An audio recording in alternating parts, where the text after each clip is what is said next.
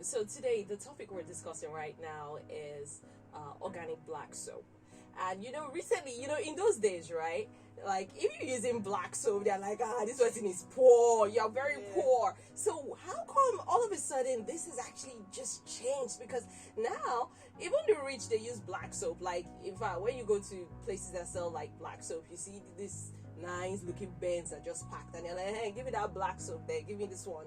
Give me that one. And you're like, okay, when did all this change? Is it that black soap now is now premium? Like, what's so special about black soap right now? So black soap wasn't seen as a rich people's soap before, because it's almost like that stone that you cast aside. Yeah. That now becomes a cornerstone. Basically. So no one understands the black skin more than a black person. And a lot of products people grew up using were products that were imported from abroad, soaps they could use. Most people that even used to use black soap then were boarding school students. People that used I went to boarding house and used black soap. There are a lot of, like, if you went to a federal school, there are a lot of them that used to use soap because it lasts longer.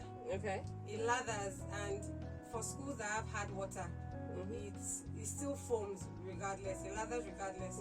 So that's why black soap was popular for only people like that. And it wasn't even a rich people's kind of thing. It was more of what parents what I can afford. Okay. A lot could just send. Oh, you can use it, at least to last you for the entire term till you come back home. And those girls, their skin were actually glowing, and you guys didn't even know what was going on. So it was just that then, and it wasn't like black soap was not good. It was just more of a perception thing. People just never looked at black soap as something that could actually clear their skin, because black soap wasn't attractive then. They didn't have packaging. There was no branding. Most of even Dudu also was the brand that started. The brand that started branding it first, that made it popular. But before then, black soap was just what? Black soap.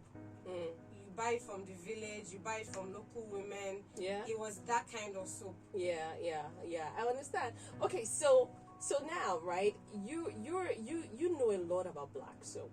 So right now you're going to school us a bit. But first of all, how did you even get into this experience with black soap before you decided, you know what, I want to make sure everybody's skin is looking flawless, they don't have any issues like acne and stuff like that? So did you have any crazy experience before you decided, you know what, I'm going to stop every other thing I'm using and I'm just going to concentrate on black soap, and if it seems really good on my skin, then I can help other ladies out? Well, was that the plan, or what exactly? How did that happen? That wasn't exactly the plan. So what happened was I had skin reaction, and it was back knee.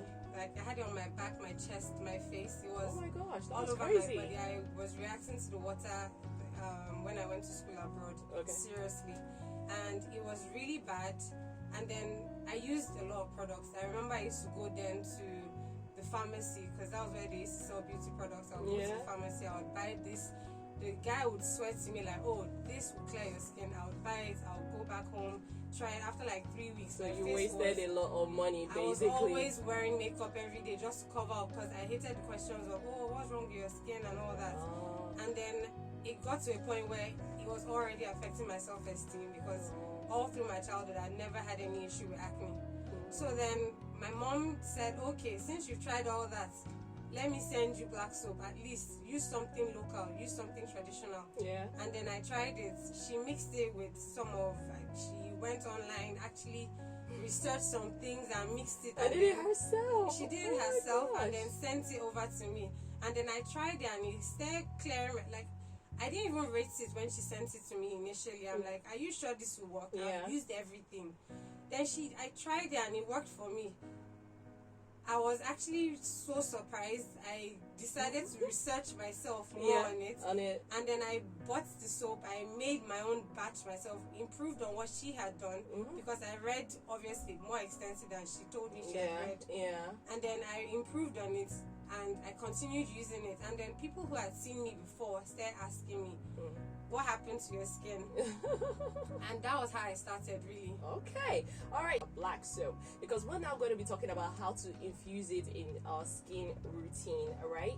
Because there are a lot of people out there that don't even have a skin routine. Do you know that? So, we got you. Oops, it's Beauty and the Tips with Shine. And of course, I got my girl Yejide right here. So already know what it is. So far, so good. It's a combination of not just beauty and brains, like us in the studio, but, music also.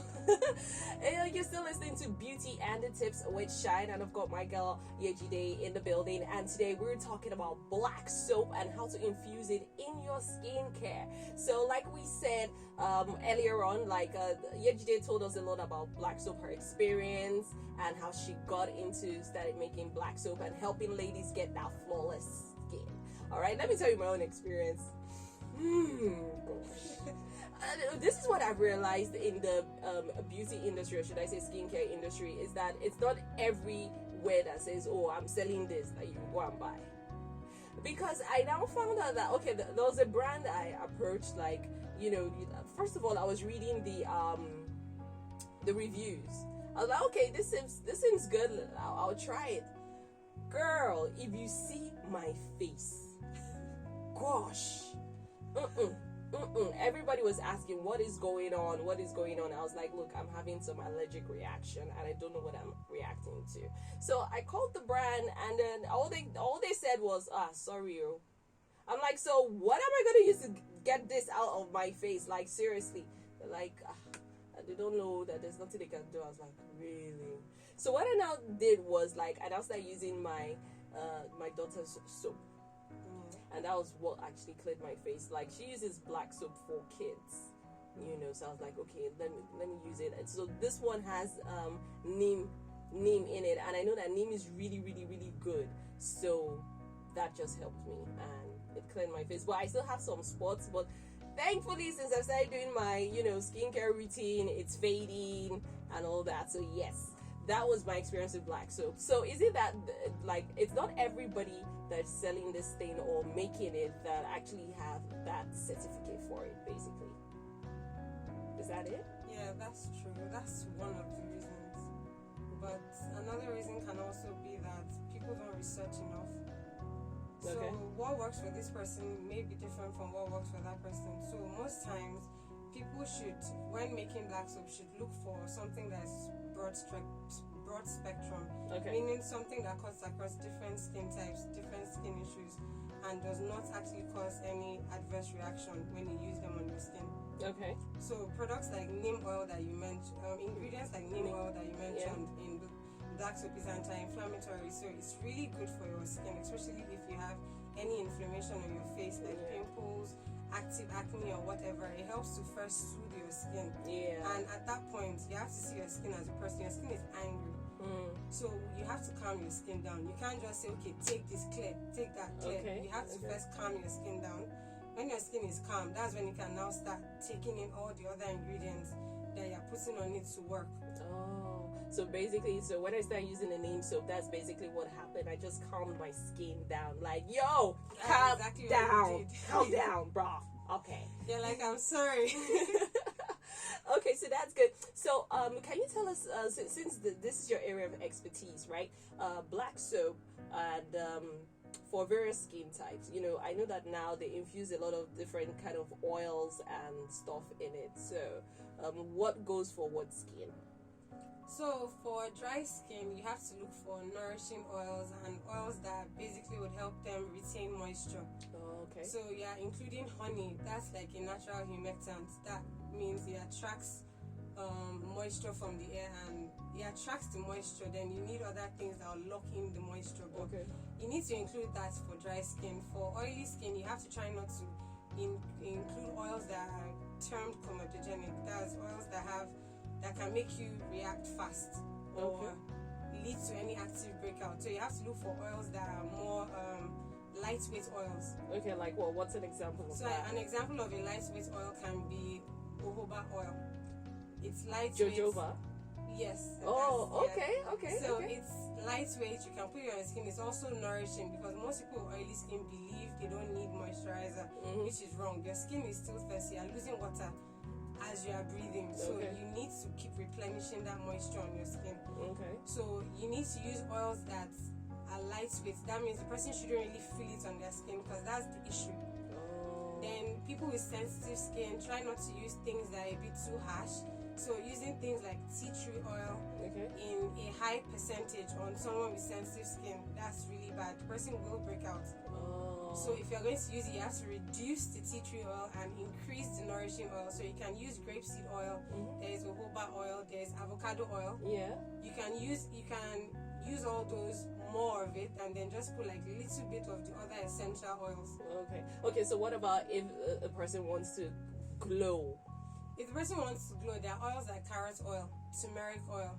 And then they add it to the soap. Yeah, just add it in small quantities. Like you have to actually know the exact percentage. Trust Naija, they just pack it. I must glow. You have to know the exact percentage to add into your product before it can actually work. Okay. All right. Don't forget, you're listening to Beauty and the Tips with Shine, and we're talking organic black soap and how to infuse it into your skincare. But we're still talking original. Did I say original? We're still talking about organic black soap, which is original anyway in Africa. The original black soap. What is it? So I heard that it is actually like white soap before it becomes black, or what exactly? Yeah, black soap has light brown color or like a cream color. It depends. There are different variations. Okay. But most times it doesn't come as black. It comes as dark brown. Okay. So it can turn black when you mix it and put in ingredients and all that, but it doesn't come as black itself. Okay. All right. Now, so there are a couple of myths about organic black soap. Now, one of these myths is that it does not lather properly or well. Is that true? No, that's not true. It actually lathers really well. I think most people should. It depends on the ingredients that were added to it. So if some oils were added to it that actually affects the lather, you would have that issue. And then number two, if the water in your area is hard water, that may affect it. But black soap still lathers. Oh, okay. What about this myth that says it dries up your skin? So that also is dependent. The raw black soap in itself can be drying, but when you add ingredients to it, like more moisturizing oils, there's olive oil, there's safflower oil. If you add those oils to it, avocado oil, it nourishes the skin, moisturizes the skin as well as when it's cleansing it, so you don't have that dry feeling after. And also, people should learn to moisturize after showering. Most people don't have that culture of lots of Nigerians don't do that. Africans, we don't do that. Because most people say the weather is really hot, so they don't like applying lotion or something. But I do that sometimes. When it's really hot, I'm like, okay, no, this is gonna. So that's one issue on why it will dry your skin. Okay. So what about the fact that they also say that it is harsh on the skin and it is only for Africans? So yes, if it's harsh on the skin, a lot of people use black soap wrongly. Okay. So first thing they do is, most people, when they want the soap to, because they bought the soap to clear a particular skin issue, they become impatient with the process. So applying black soap as a face mask, meaning you put it on your body and leave it for like 2-3 hours and then go and wash off, that's wrong. You're damaging your skin barrier. You're meant to rinse it off immediately. It still has the benefits, and what it's going to do for your skin is still the same, whether you leave it for 3 hours or leave it for 1 minute. Thing. What you're doing then is you're making it. When you do too much of anything, it's not good. So that's too much of it, and it's not going to be good for your skin. Okay. So what about the fact that it's strictly for Africans? That's because black soap itself is active already, and our skin type is, I don't want to use the word as, it's more, it's stronger. I don't want to use the word stronger. I can't really find the word right now, but compared to the white people's skin, where if you see skincare products abroad, the percentage of the active ingredients you put inside, there have to be a certain percentage, below 10% of this particular product, below 2% for this particular ingredient. But then if you use that same composition for the black skin, it's almost like we're putting water on our skin. It doesn't work. So our skin actually takes in more ingredients than the white skin. All right, so guys, now you've heard it. Wow, I've learned so much about infusing organic black soap to my skincare. So it means now I really have to read the labels before buying the black soap, so that you know what you're getting into, what you want to treat, and so that will determine the kind of black soap you buy, right? Yes. So unfortunately, this is where beauty and the tips with Shine comes to an end. But you know, Yejide she still has a lot of things to say. She's like, But then, if we want to get through to you, like I know there are loads of ladies right now that have a lot of questions that has to do with this topic that we discussed today. So how can they, contact you to, ask their questions and learn more? Also, they can visit my website www.skinessenceschool.com. Okay. Or on Instagram, you can just send me a message at Skin Essence School. Okay. On Instagram, and then I'll respond. Okay, that's good. That's me. I was still designing questions too. I've had so much fun on the show, and I just want to say thank you, Yejide, for coming through and schooling us. So right now, I've learned a lot of things that has to do with organic black soap, even though I use organic black soap, but it's also good to learn. So now I'm going to be reading more of my labels, and I know what I want to tackle in my skin, and that's what I'm going to buy, right? Basically. All right. Thank you so much, Yejide. Thank you for coming. Aww. My name is Shine, and of course, Shine in the morning, and I'm out. Bye.